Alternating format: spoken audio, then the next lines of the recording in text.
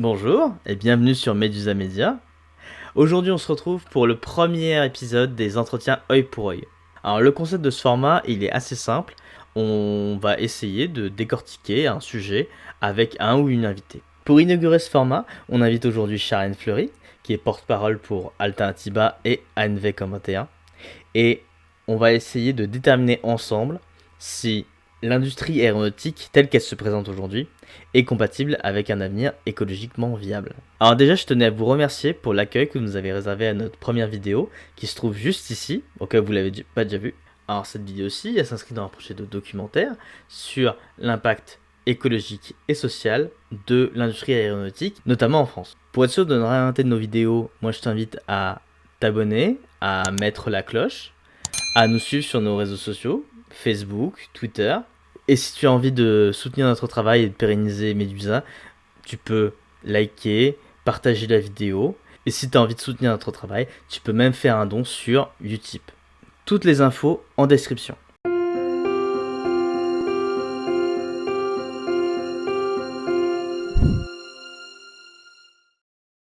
Bonjour Charlène Fleury, vous êtes porte-parole de Alternativa et d'ANV comme 21. Est-ce que vous pouvez vous présenter déjà pour commencer? Ouais, bonjour. Du coup, moi, je suis porte-parole et je suis plus spécifiquement, j'ai été chargée de campagne sur la campagne aviation, donc pour la réduction du trafic aérien. Et pour celles et ceux qui ne connaissent pas, Alternativa et ANV COP21, ce sont des mouvements citoyens de mobilisation pour la justice sociale et climatique.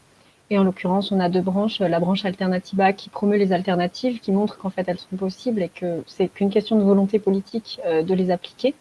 Et la branche ANV COP21, qui est plus une branche de désobéissance civile et de résistance aux projets climaticides ou de dénonciation de l'inaction de nos dirigeants, par exemple. Qu'on a notamment vu occuper des tarmacs Voilà, tout à fait. récemment. Mmh. Ouais, c'était il y a un an tout pile, là, enfin, à l'heure où on se parle, c'était le 3 octobre 2020. On a donc occupé des tarmacs d'aéroport. En fait, c'était un appel à mobilisation sur la France entière. Et il y a eu quelque chose comme 2000 participants et participantes dans 18 villes en France, et dont des occupations de tarmac, notamment à Bordeaux et Paris, pour demander l'arrêt de l'extension de l'aéroport de Roissy. Et donc, c'est une victoire qu'on a obtenue, puisque peu de temps après, en janvier, le gouvernement a annoncé que ce projet était abandonné. Enfin, c'est une victoire d'étape parce qu'on sait qu'ils ont dans les cartons probablement d'autres projets d'extension, et donc on attend de voir ce qui va se produire. C'est à peu près acquis pour tout le monde aujourd'hui que l'avion, c'est le transport, un des transports qui pollue le plus par passager. Mais heureusement, j'ai envie de dire, si on écoute les fabricants, les industriels de l'aéronautique, ils nous promettent un avion dit vert pour 2035. Alors, bon, je suis un peu taquin, mais est-ce que cette solution technologique, entre guillemets, pour vous, c'est une solution viable? Alors non, pas du tout. En fait, l'avion vert n'existe pas. Il y a deux raisons pour lesquelles c'est pas viable. D'une part, c'est que en fait, 2035, c'est dans longtemps. Et il se trouve qu'il faut qu'on réduise dès maintenant nos émissions en valeur absolue. Donc en fait, c'est juste un prétexte à l'inaction. Et d'autre part, on a ce truc que, en fait, toute la flotte en plus d'avions devra être renouvelée. Et donc en fait, ça nous mène jusqu'en 2050. Donc on est sur quelque chose de complètement aberrant par rapport aux objectifs climat de la France. Et on s'aperçoit que voilà, tout le discours des dirigeants de l'aéronautique, etc., c'est de dire non, non, mais vous inquiétez pas, on a la situation sous contrôle. Tout ça pour empêcher en fait une régulation du trafic aérien que nous on appelle de nos voeux, parce qu'en fait il faut tout simplement que l'avion soit un secteur qui fait sa part comme tous les autres secteurs. Pour l'instant c'est pas du tout le cas. On est sur un secteur qui ne réduit pas du tout ses émissions. Enfin, si on prend le statu quo ante pré-Covid, hein. Et c'est un secteur qui, en l'occurrence, se dédouane de ses responsabilités et a tendance à jouer un peu le passager clandestin de la stratégie nationale bas carbone de la France, puisque on sait qu'il y a des émissions qui ne sont pas comptées Au niveau des aéroports, par exemple, on compte les mouvements d'avion en décollage, atterrissage, mais quand c'est un trajet à l'international, on compte pas forcément dans le budget carbone de la France la partie de vol, en fait. Donc tout simplement, toute cette partie-là de calcul est occultée. Et par ailleurs, il y a aussi des effets non CO2 qui commencent à être de plus en plus, de mieux en mieux connus par les scientifiques.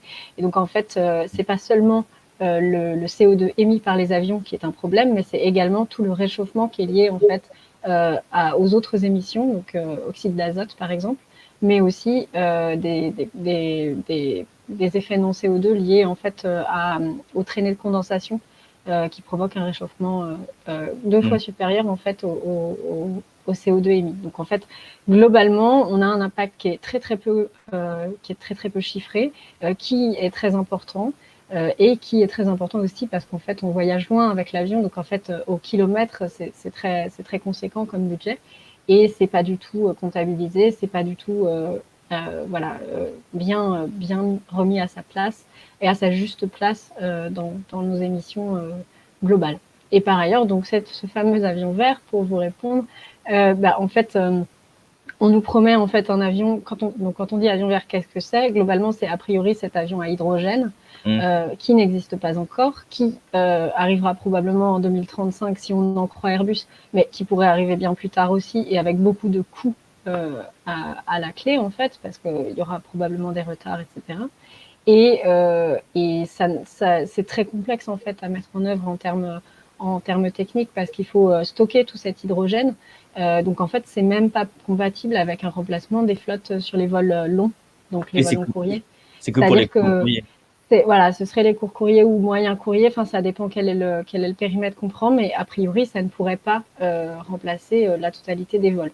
Donc, on est vraiment sur un double discours en fait du gouvernement et des promoteurs du secteur qui essayent de nous faire croire que tout est sous contrôle alors qu'en fait la situation est quand même pleine d'incertitudes, voire très clairement en leur défaveur. Une autre fausse solution qui est promue par le secteur, c'est de dire qu'on va faire voler avec de l'huile usagée, par exemple des huiles de friture ou de ce genre de choses.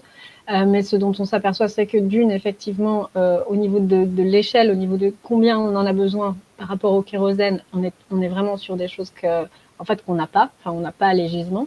Et d'autre part, il y a aussi un problème de concurrence d'accès aux ressources par rapport à l'alimentation. Et donc, est-ce qu'on préfère voler ou est-ce qu'on préfère nourrir la population? Voilà, je ne sais pas vous, mais moi, je choisis assez vite. Et en fait, là-dessus, c'est aussi un gros mensonge de l'industrie. Il y a un rapport qui est sorti très récemment de l'association Canopée qui montre qu'un certain nombre d'industriels fraudent les huiles, enfin aux huiles usagées, en fait, incorporent un petit pourcentage d'huile usagée dans de l'huile tout à fait normale, donc huile type huile de palme, et donc importe ça comme si c'était de l'huile usagée pour avoir des baisses de taxes, etc. Et donc, en fait, on est toujours sur le même problème de déforestation, Mm. d'huile de palme, etc. Et puis, l'autre type d'avion vert dont on nous parle aussi parfois, c'est l'avion électrique. Ah ouais. Et là, pour le coup, c'est aussi beaucoup du foutage de gueule, enfin, si je peux me permettre, parce qu'en fait, l'avion électrique, ça ne permet pas de transporter beaucoup de passagers, en fait. Avec ce qu'on est capable de faire, c'est un peu des avions taxis, on aurait quelque chose comme Mm. entre 2 places et Ah 12 oui. places, quelque chose comme ça. Donc, en fait, on n'est pas du tout sur un avion qui permettrait de remplacer ce qu'on connaît actuellement du transport aérien. Je ne l'ai pas dit, mais sur l'hydrogène, on a encore un problème de comment on le fait cet hydrogène, Fabriqué. en fait, comment on le fabrique. Donc c'est pas si vert que ça. Donc en fait non, l'avion vert n'existe pas, ça c'est très clair. C'est vraiment un rêve d'enfant que nous a produit le gouvernement pour justement continuer à voler. Mais pour le coup, il faut justement au contraire prendre des mesures pour réguler le trafic aérien et faire en sorte que le secteur soit préparé à cette décroissance, Mm. parce que c'est ça le problème aussi, c'est que derrière ces beaux discours de l'industrie aéronautique, il y a une impréparation, une impréparation qui va avoir des conséquences sur les emplois et sur des milliers de personnes en fait qui Mm. vivent de cette industrie. Parce que justement, moi j'ai jeté un petit coup d'œil sur les prévisions d'évolution de trafic d'Airbus. Euh, Ouais. alors, c'est des documents qui parlent d'un nombre de passagers sur toute la planète de 16 milliards par an à l'horizon 2050. Donc c'est des chiffres absolument colossaux. Aujourd'hui, si les prévisions d'Airbus se réalisent, ou même si juste le trafic aérien actuel se maintient, c'est quoi les conséquences sur l'environnement? Si la trajectoire pré-Covid était restée sur le même taux de croissance, en fait, en 2050, l'aérien mangeait la totalité du budget carbone de la France. C'est-à-dire qu'on peut plus voler, on peut plus se nourrir, on peut plus se loger, on peut plus se soigner, on peut simplement voler. En fait, oui. On prend la courbe de l'aérien français qui augmente de 4% par an, donc c'est une croissance qui est colossale. Et on prend la stratégie nationale bas carbone et les courbes se croisent en fait en 2050. Donc c'est assez rigolo à constater et aussi complètement aberrant. Enfin, en fait, on se dit, mais il y a un problème. Ce taux de croissance n'est pas soutenable et il n'est pas souhaitable que l'avion mange comme ça une partie inconsidérée du budget carbone de la France. Et pour ce qui est au niveau international, ce qu'il faut rappeler en fait, c'est que même s'ils disent 16 milliards de passagers, en fait, c'est toujours les mêmes, les passagers. Ça ne veut pas dire que le monde entier vole. En règle générale, il y a quelque chose comme 80% de la population mondiale qui peut se permettre de voler et qui vole. C'est en fait un très petit pourcentage de ça qui effectue la plupart des vols, c'est-à-dire les grands voyageurs en fait qui volent très très souvent. Et donc il y a une injustice particulière dans l'aviation parce qu'en fait ce sont des personnes qui explosent leur budget carbone ou le budget carbone collectif et qui ne vont pas en plus en souffrir les premiers puisque les premières victimes du dérèglement climatique vont être les populations les plus précaires ou voilà. Y a vraiment dans les mythes propagés par le secteur aérien, il y a ce mythe de la démocratisation de l'avion et parce que le low cost, parce que etc. Mais en fait, ce dont on s'aperçoit, c'est que ce sont quand même toujours les mêmes classes assez aisées qui se déplacent en avion de manière très régulière. Et que certes, il y a une petite frange de la population qui a eu accès à l'avion, mais qui le prend peut-être une fois par an, pas plus. En fait, le low cost n'a pas du tout eu cet effet de démocratisation comme on l'entend souvent. Il y a aussi beaucoup de prédation des ressources dans le tourisme de masse, beaucoup d'effets d'effets non désirables de ce tourisme. Et finalement, c'est l'ensemble de la manière dont on conçoit le monde qui est à reconsidérer. C'est-à-dire que en ce moment, ce qu'on fait, c'est un certain nombre de personnes occidentales qui peuvent se le permettre vont consommer un pays, vont cocher des cases de choses à faire, et c'est pas du tout viable en fait dans le cadre d'un budget carbone qui se restreint et dans le cadre d'un monde qu'on voudrait durable et plus équitable. C'est vrai qu'on parle, et à raison, de l'impact de l'aviation sur le climat. Enfin, tu as parlé du carbone, et il y a aussi effectivement toutes les autres pollutions chimiques de l'avion. Alors, j'ai lu aussi ça avait un impact non négligeable, notamment les courts courriers et moyens courriers avaient un impact non négligeable sur la biodiversité. Qu'est-ce que tu peux nous en dire un peu? En fait, il y a énormément de nuisances qui sont liées à l'aérien et qui sont peu discutées. Parce que ça impacte des populations qui sont aux abords des aéroports et donc ou des populations. Enfin, quand je parle de population, ça peut être des humains comme des non-humains. Et en fait, le problème là, c'est que la croissance du trafic aérien que j'évoquais tout à l'heure et qui est vraiment qui s'est poursuivi à un rythme assez effrayant, a fait que les nuisances se sont multipliées. Et donc tous ces gaz-là sont vraiment relâchés dans l'atmosphère de manière disproportionnée. À certains endroits autour de Beauvais, par exemple, on va atteindre des seuils qui sont au-dessus des seuils recommandés par l'OMS. Et on a aussi des nuisances sonores, en fait, et qui sont très, très, très problématiques pour certaines espèces, mais aussi pour les humains. Il a été montré dans une étude de Bruit Parif que, en fait, on perdait aux abords de Roissy, dans certaines zones, on perdait jusqu'à 3 années de vie en bonne santé à cause du bruit, en fait, puisque ça provoque du stress et tout un tas de maladies cardiovasculaires et voilà, de l'insomnie, etc. Juste le bruit. Juste le bruit, exactement. On parle juste du bruit là, sachant qu'en plus, les riverains et les riveraines en prennent plein les poumons avec effectivement les particules. Donc il y a deux trucs, il y a à la fois les oxydes d'azote dont je parlais tout à l'heure, qui sont également un gaz réchauffant, mais aussi des particules fines en fait, et qui sont pas forcément mesurées. Et donc en fait, on est sur des seuils a priori assez préoccupants. Mais là encore, on a un peu une inconnue, et donc il y a un gros travail qui est fait de la part des associations de riverains et riveraines pour se battre, pour avoir une reconnaissance et pour faire en sorte qu'en fait les aéroports ne puissent plus continuer à étendre comme ça leur trafic. Par exemple, à Beauvais, en gros, le trafic a doublé en 20 ans. Donc des personnes qui s'étaient installées à un endroit il y a 20 ans et qui pensaient que c'était acceptable en termes de nuisance se voient complètement chamboulées par ce trafic, quoi. On parlait un peu de l'avion vert et du foutage de gueule. On va rester dans la catégorie foutage de gueule. Allons-y.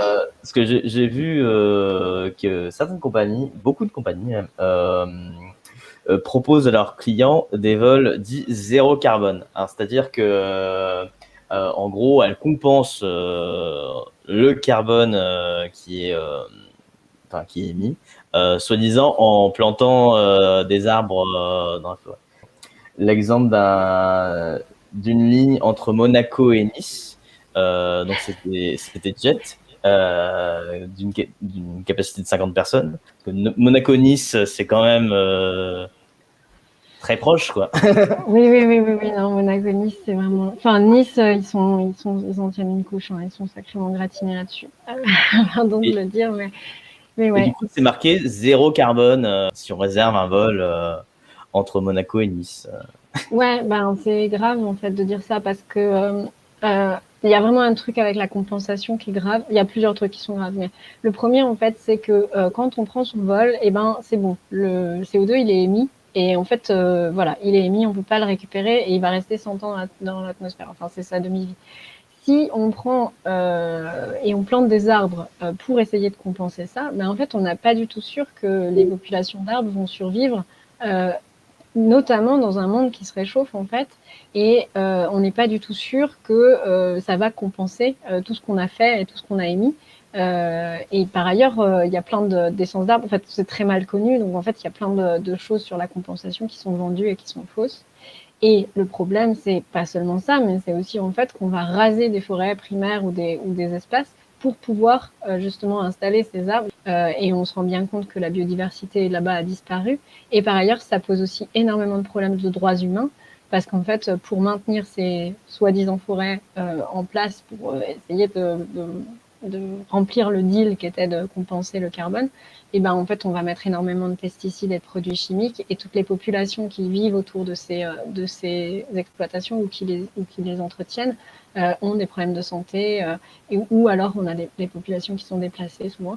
Donc en fait ça pose vraiment question, d'autant que c'est un peu une vision néocoloniale des choses en fait, parce qu'en fait on est sur un truc où on va compenser le vol qu'on a fait dans le nord en plantant des trucs dans le sud global, Mmh. et on va pas du tout avoir une ouais, enfin pour moi c'est vraiment très grave de voir les choses comme ça. C'est juste continuer la fuite en avant et l'irrespect le plus total en fait de la vie sur Terre et de quelque chose de plus durable, quoi. Du coup, voilà, quelqu'un qui voit vol zéro carbone va se dire il n'y a pas de souci, je vais l'acheter, c'est bon, j'ai l'esprit tranquille. Il y a beaucoup de gens qui le comparent maintenant un peu aux ventes d'indulgence au Moyen-Âge, quand on pouvait racheter Mmh. sa place au paradis. Bah, là, c'est un peu la même chose.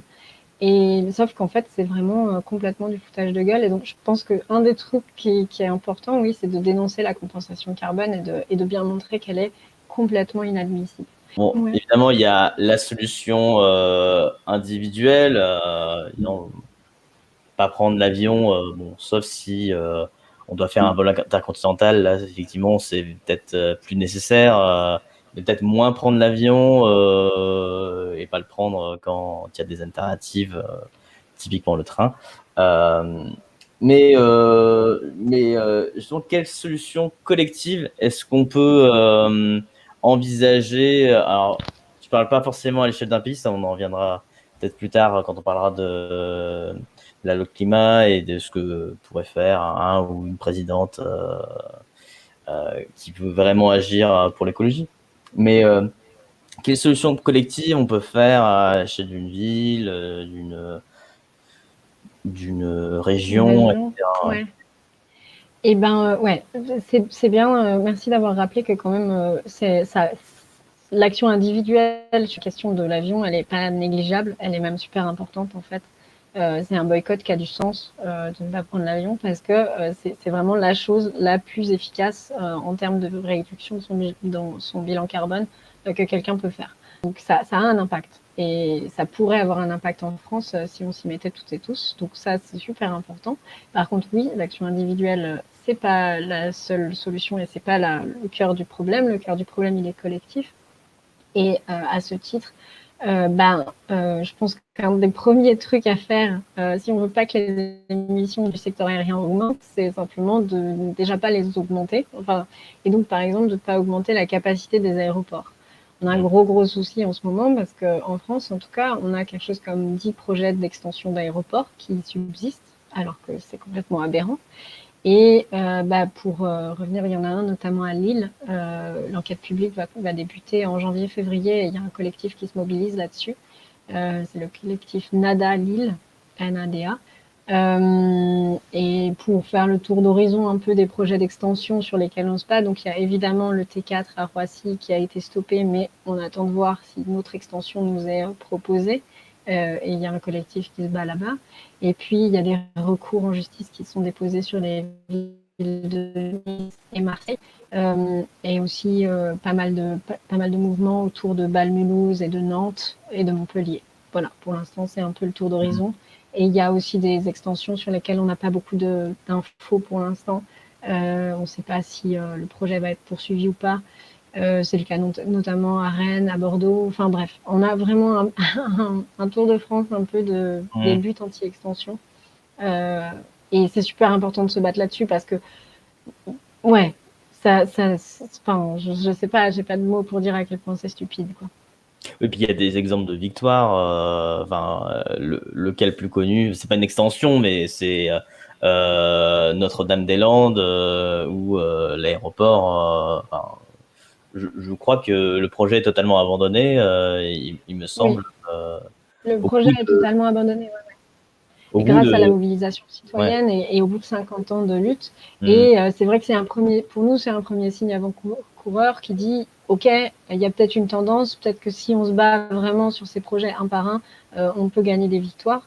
On a aussi le T4 qui est une victoire d'étape et notamment un aéroport en Andorre qui devait voir le jour. Enfin là, le projet a été lancé en 2021 et on a vu très rapidement en fait beaucoup de mobilisation assez forte se créer parce qu'en fait on avait un réseau de lutte sur les extensions d'aéroports qui s'est mobilisé pour l'Andorre aussi. Enfin, les gens d'Andorre nous ont contactés rapidement, on leur a fait de la pub et rapidement grâce à ce réseau des luttes, on a pu contrer la com sur le projet et ça a permis assez rapidement de le faire abandonner.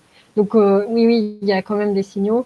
Et de toute façon, on ira jusqu'au bout en fait sur ces luttes-là. Moi, je suis engagée sur la lutte à Marseille. Le recours, c'est aussi le recours en justice donc qu'on a posé, c'est aussi un moyen de nous donner du temps pour faire de la mobilisation citoyenne, de la mobilisation, du plaidoyer à destination des élus, de la sensibilisation, etc. Pour arriver à faire que si on gagne même pas au tribunal, parce que en fait l'opinion publique est retournée et que finalement les décideurs ne peuvent plus se permettre de poser la première pierre d'un tel projet. Mais parce que pourquoi aussi je pose la question au niveau régional et local, c'est parce que on le voit dans beaucoup de territoires où il y a un aéroport, il y a des usines qui travaillent dans l'aéronautique. On voit que c'est des territoires qui sont façonnés industriellement et économiquement par ce secteur. Je crois qu'il y a 300 000 personnes qui travaillent en France autour de l'aérien. Qu'est-ce qu'on fait justement parce que évidemment c'est comme quand il y a une centrale nucléaire dans une ville et que c'est le plus gros employeur de la ville.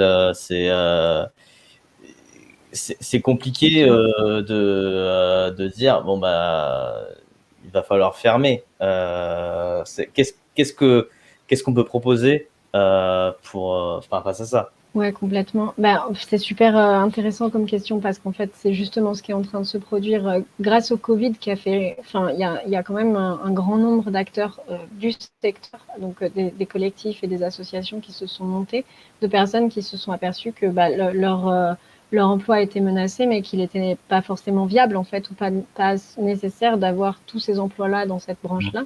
Et ce qu'il faut rappeler, c'est quand même ce sont souvent des compétences très spécifiques et très intéressantes qui sont nécessaires pour mener la transition écologique. Enfin, en fait, voilà, des emplois d'ingénieurs sur des moteurs d'avion ou ce genre de choses peuvent aussi servir sur du train, sur du ferroviaire, sur des éoliennes, sur ce genre de choses. Et on est sur un secteur qui est en train de se poser la question de comment il réagit face à ça. Et donc c'est chouette. Enfin, vraiment, nous, on était en tant que force de mobilisation citoyenne hyper content de voir que notamment le PAD, Préparons l'aéronautique pour demain, c'est créé à Toulouse. Il y a un collectif qui s'appelle Sup Aéro Décarbo, qui est devenu Aéro Décarbo, qui a proposé un certain nombre de mesures et notamment un rapport conjoint avec le Shift Project. Enfin bref, il y a énormément de choses qui se créent. Et globalement, tout ça s'est créé aussi parce qu'en fait, les gens ont vu, et nous aussi, hein, les ONG et les associatifs, on a vu que l'État renflouait sans contrepartie ni écologique ni sociale le secteur aérien à hauteur de 15 milliards pendant la crise Covid.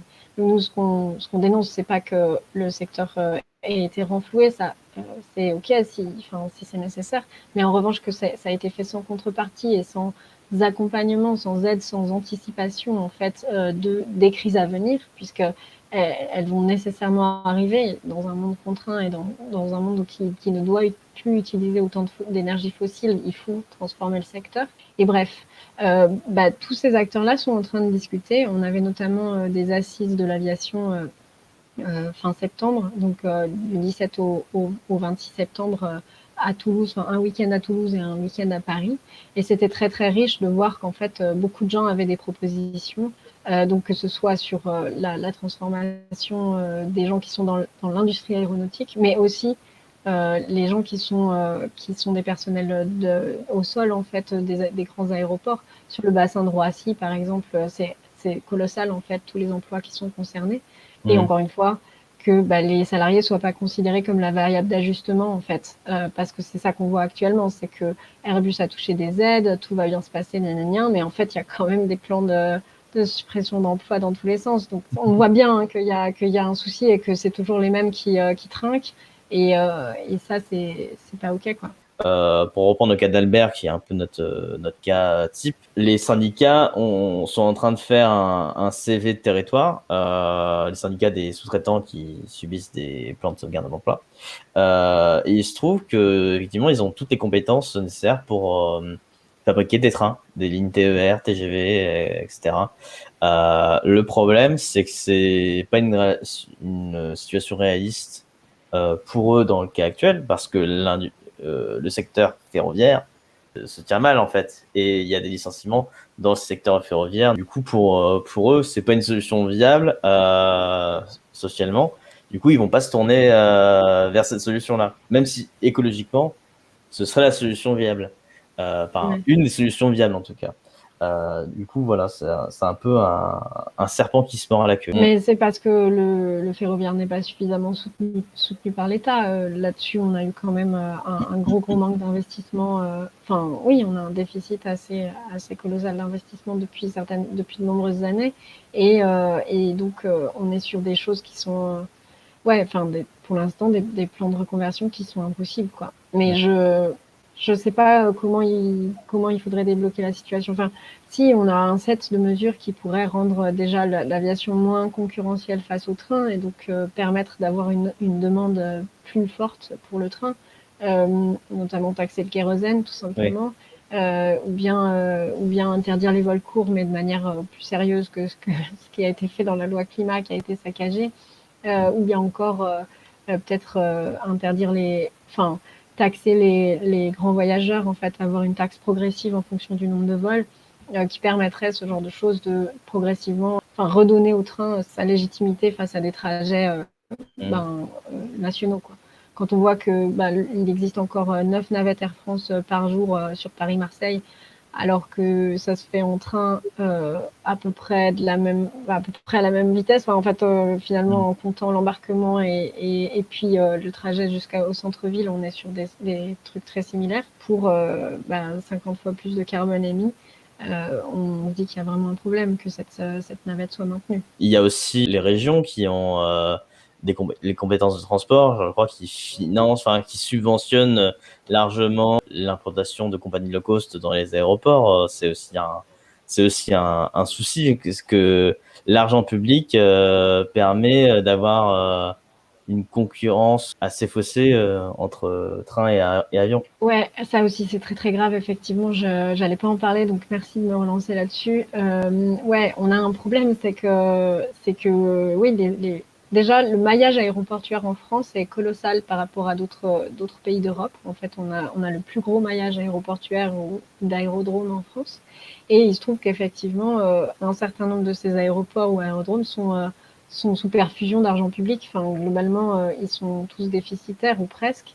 Je crois que j'ai plus les chiffres en tête, mais c'était dans un article de Bastamag l'année dernière qui disait qu'il y avait quelque chose comme 69 aéroports sur 80 qui étaient déficitaires. Et il se trouve que le problème, c'est qu'en fait, cet argent public, c'est de l'argent de tout le monde qui est investi pour, encore une fois, que toujours les mêmes vols, quoi.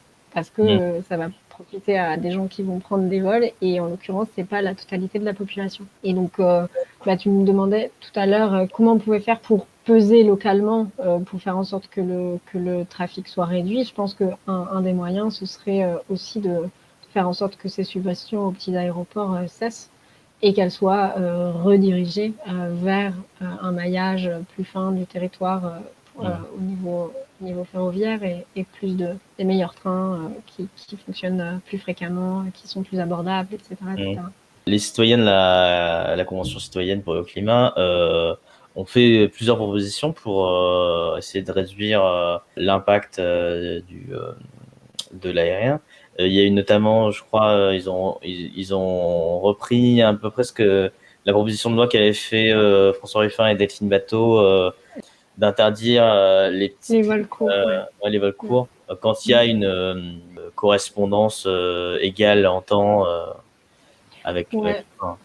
Nous, dans nos revendications, on était plutôt sur 5 heures en train pour permettre en fait aussi d'intégrer la navette Paris-Toulouse, qui est la plus qui est la plus fréquente et qui est la plus émettrice du coup. Et les citoyens de la Convention citoyenne pour le climat, donc avec tout le travail, en fait, d'ailleurs, le travail colossal qu'ils ont fait, de justement essayer de trouver où étaient les bons curseurs pour faire en sorte qu'on respecte nos objectifs climat dans un esprit de justice sociale. C'était vraiment ça l'énoncé de leur problème. Ils ont gardé donc la proposition de supprimer les vols faisables en moins de 4 heures en train. Et c'est quelque chose qui n'a pas du tout été gardé par le gouvernement dans le texte qu'il a rédigé. On va pas se mentir, hein, c'est vraiment un impact très très fort des lobbies qui a présidé à l'écriture de ce texte. Et on voit d'ailleurs sur l'ensemble des mesures de la CCC que ce sont les secteurs dans lesquels les lobbies sont les plus puissants qu'on a eu des mesures qui ont été les plus réduites. Donc, par exemple, l'aérien, mais pas seulement, enfin tout ce qui est automobile, agro-industrie, pub, ce genre de trucs. Et bon, sur l'aérien, il y avait 3 mesures et toutes les mesures ont été rabotées, mais vraiment drastiquement. Et donc sur les vols courts, on arrive à des vols courts, ils ont gardé 2h30 dans le texte. Et 2h30, en fait, ça fait rien. Enfin, ça supprime aucun vol parce qu'en plus... aucun. Alors, ça en supprime 3, mais en fait, il était déjà prévu de les supprimer. C'est notamment le Bordeaux-Orly, mais qui était déjà plus dans les plans d'Air France. Et ouais, en fait, on passe d'une mesure qui était structurante avec 4h ou 4h30. On était sur du 60% des émissions métropolitaines de la France. Et ben là, on arrive à un truc qui fait 2% ou 3%, je sais plus, mais c'est complètement ridicule, quoi. C'est vraiment une goutte d'eau.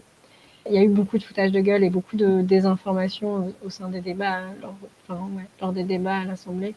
que ce soit en commission spéciale avant ou même en assemblée plénière. Enfin, c'était incroyable. Et la deuxième mesure sur laquelle nous on s'est battu et où on n'est pas content du tout, bah, donc justement, j'en parlais tout à l'heure, c'est les extensions d'aéroports, parce que les citoyens de la Convention citoyenne avaient demandé qu'on supprime, enfin qu'on ne soit plus, qu'on ne puisse plus créer de nouveaux aéroports ou étendre les aéroports. Et il se trouve qu'en fait, la manière dont ça a été écrit dans la loi, ça s'est basé sur le code de l'expropriation, c'est un peu technique, mais en gros, voilà, les aéroports n'ont plus le droit d'exproprier pour s'étendre. Sauf que quasiment aucun aéroport en France n'a besoin d'exproprier pour s'étendre. Ils ont déjà tout le terrain nécessaire. La question, c'est juste d'avoir un permis de construire, quoi. Donc en fait, à part Bâle-Mulhouse et Nantes-Atlantique, qui auraient pu avoir besoin passer dans ce dispositif-là, tous les autres peuvent déjà s'étendre. Enfin, voilà, ça leur fait rien. La loi ne fait rien. Et par ailleurs, la loi, c'est vraiment une passoire parce que Nantes-Atlantique et Bâle-Mulhouse sont cités comme ayant des dérogations. Donc, en fait, voilà, ça aurait pu, mais en fait, non. Nantes-Atlantique, c'est parce que c'est probablement lié à des choses liées à Notre-Dame-des-Landes qui n'a pas vu le jour. Donc, en fait, il y a des envies, des velléités d'augmenter le trafic au niveau de Nantes-Atlantique. Et Bâle-Mulhouse, c'est un aéroport binational. Et donc, en fait, il y a aussi des dérogations à ce titre-là. Mais bon, globalement, rien ne justifie que cette loi ait été autant saccagée, autant martyrisée. Et c'est très grave parce que du coup, voilà, on n'a pas les outils légaux pour pouvoir combattre ces extensions d'aéroports et on est obligé de le faire à la main, quoi, à la force de la mobilisation citoyenne, projet par projet et recours par recours. Le problème, c'est qu'on n'a rien obtenu, mais le gouvernement fait comme si, parce qu'à chaque fois, ils ont intégré la mesure, mais au rabais, et en disant, regardez tout ce qu'on fait, comme c'est bien. Et en fait, c'est ça qui est très grave et très problématique pour nous, c'est aussi d'être en capacité de dénoncer ça et de bien le montrer avec pédagogie, quoi, pour qu'ils s'en sortent pas victorieux et qu'il y ait un prix politique à payer d'avoir saccagé à ce point la loi climat, quoi. Il y a plein d'autres sujets sur lesquels on aimerait bien qu'ils aient un prix à payer, mais là-dessus, vraiment, ça semble particulièrement détestable. Justement, on parle politique. Mettons qu'il y a un scénario heureux en 2022, que un ou une présidente écologique, je dis pas écologiste de élevé, mais qui a des vraies ambitions écologiques, arrive au pouvoir, qui est une majorité à l'Assemblée pour faire une vraie transition écologique et sociale. Qu'est-ce qu'on pourrait mettre en place? Alors, on a parlé justement des propositions de la Convention citoyenne pour le climat, mais qu'est-ce qu'on peut mettre en place rapidement comme ça? Ouais, alors rapidement, fin des extensions d'aéroports, fin des vols courts, à définir comment, mais fin des vols courts et pas d'exonération, ou de changement lié à je suis en correspondance donc je peux quand même prendre mon vol parce que actuellement c'est le cas. Taxation du kérosène, une taxation progressive sur les billets d'avion en fonction de si on est un grand voyageur ou pas en fait pour pouvoir éviter cet impact qui est super important et toujours dans un esprit de justice sociale en fait. Il faudrait supprimer le système de miles parce que ça c'est vraiment aberrant, l'abolir. Et puis peut-être même interdire les jets privés parce que c'est quand même bon, c'est pas négligeable et c'est toujours, il y a un vol sur deux qui est fait à vide parce qu'en fait c'est des taxis, ce genre de trucs. Et puis investir massivement dans le ferroviaire en fait, parce que la grande question c'est d'avoir une alternative crédible et désirable à l'avion. Et donc investir et donc faire en sorte que ça devienne le mode de transport privilégié. Mais bon, tout ce que je viens de dire n'est pas toujours faisable à l'échelle simplement française, malheureusement. Il y a aussi des choses qui sont à faire à l'échelle européenne. Et bon, là-dessus, je pense que si on avait un scénario très favorable comme décrit, peut-être qu'il faudrait pousser pour que ces choses-là se fassent au niveau européen. Parce que sinon, on est toujours sur un problème où on va nous redire oui, mais vous voulez tuer la France parce que nos vols vont plus être concurrentiels, etc. Bon, classique quoi. Justement, ce que tu disais en début d'entretien, que à Alternativa, vous n'étiez pas pour la fin de l'avion en général. De toute façon, c'est assez dur de mettre fin à une technologie comme ça. Bon, le trafic aérien doit être réduit, notamment au niveau du tourisme, mais c'est quoi qu'on peut conserver dans un monde écologiquement viable? C'est quoi les choses à supprimer? Qu'est-ce qu'il faut élaguer? C'est une vaste question. Non, bah, le problème, c'est qu'elle se pose à la fois à l'échelon individuel et collectif. Qu'est-ce qu'on choisit collectivement de garder ou pas garder? Globalement, il y a des vols qui sont fondamentaux, que ce soit pour des évacuations sanitaires ou pour des transferts d'organes, etc. Donc, on n'a jamais dit qu'on voulait mettre un terme à l'avion, c'est pas du tout la question. Par contre, voilà, aller à l'autre bout du monde pour 6 jours ou bien en week-end à Prague en avion, bah, ça, c'est probablement pas désirable et pas souhaitable qu'on le garde. Il y avait ce week-end aux assises de l'aviation, il y avait une proposition qui était assez marrante, qui était de dire bah voilà, on pourrait interdire les vols aller-retour si on reste pas plus de tant de jours sur place, avoir ce genre de truc. Et pour être plus radical ou pour en tout cas montrer un peu la voie, c'est vrai que dans le rapport de BL Evolution qui parlait des comportements qu'il fallait changer en fait pour vraiment respecter le budget carbone de la France, ils disaient eux ils offraient comme ça la proposition de dire bon bah ok en fait on arrête tous et toutes l'avion sauf on met en place une tombola des billets d'avion en fait.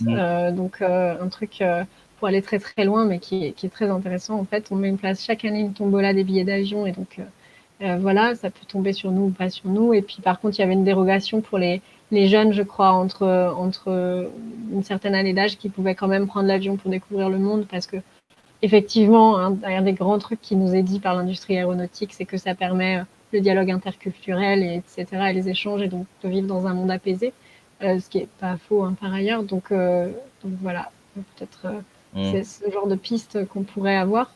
Mais oui, le mieux, c'est quand même de repenser notre manière de concevoir le voyage et le loisir plus globalement.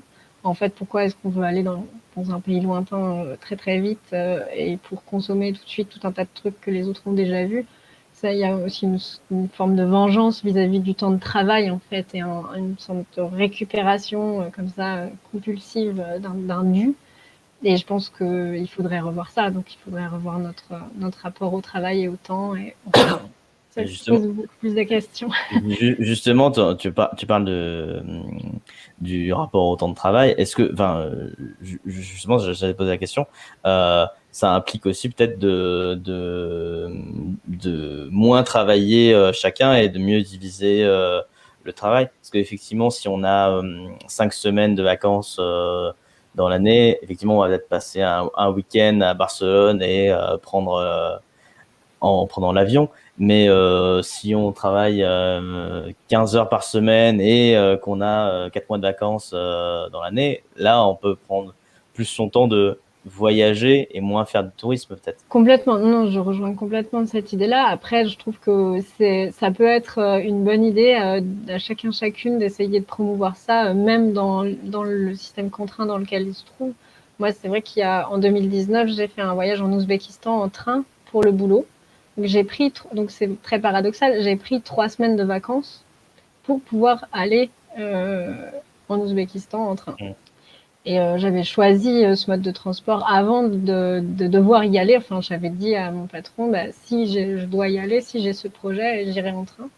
Et donc voilà, pour info, ça se fait d'aller en Ouzbékistan en train. Enfin, j'ai mis 2 semaines aller et 1 semaine retour, et donc 1 semaine sur place. Et par ailleurs, moi, je trouve que c'est une expérience qui est beaucoup plus enrichissante que de prendre l'avion parce qu'il y a tout ce côté. En fait, j'avais pas l'impression d'être loin alors que j'étais loin. J'avais pas l'impression d'être loin parce que j'avais toute la continuité des étapes parcourues euh, dans la tête et j'ai rencontré beaucoup de monde et en fait, on parle dans le train et c'est chouette. Et ça se fait plutôt bien en fait en train de nuit. On voit pas le temps passer parce qu'on est en train de nuit et puis le matin on se réveille dans une nouvelle ville et on visite. Et voilà. Donc c'est le truc un peu, enfin pour les personnes en tout cas qui peuvent se le permettre, de tenter des trucs, ou tenter du report modal vers un voyage en cyclotourisme ou ce genre de choses. Enfin en tout cas voilà, trouver d'autres formes de utiliser notre temps libre. Et évidemment, avoir plus de temps libre, ça c'est clair, ça changerait tout pour la manière dont on le fait. Bon, bah, très bien. Voilà. Bah, écoute, Et je voulais juste rajouter un dernier petit mot, c'est juste que donc le 3 octobre 2020, on s'est mobilisé sur les aéroports, mais ce qu'on constate maintenant, c'est qu'en fait, il y a une répression assez dangereuse. Enfin, il y a voilà, on décline vers cette répression, puisqu'il y a une loi là qui est en train de passer à l'Assemblée qui criminalise davantage les intrusions sur les tarmacs d'aéroports. Et ce qui est marrant, c'est qu'en fait, les activistes d'ANV COP21 et d'Extinction Rebellion sont cités explicitement, ont été cités dans les débats.